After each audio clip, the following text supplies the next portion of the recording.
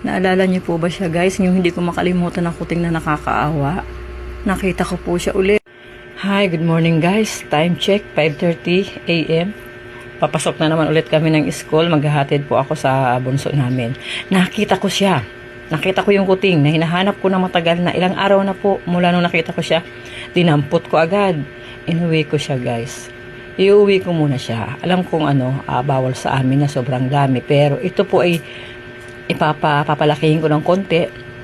Ipapa-adapt ko po. Hindi po ako mag-asawang mag-post para may mag-adapt po kay Paul. Ito yung kuting guys. Ayan o. Nakikita nyo ba? Igagatas ko muna. Pag naman po, pag girl, ang pangalan niya ay Ku.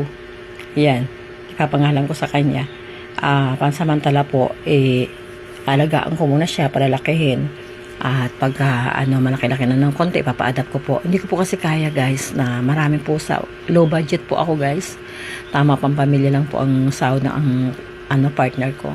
At saka guys, bawal po dito sa amin. Pag nakita ito dito sa labas ng bahay namin, panigurado sa barangay po ako papulutin. Ayan, abangan po ang next video guys. Thank you.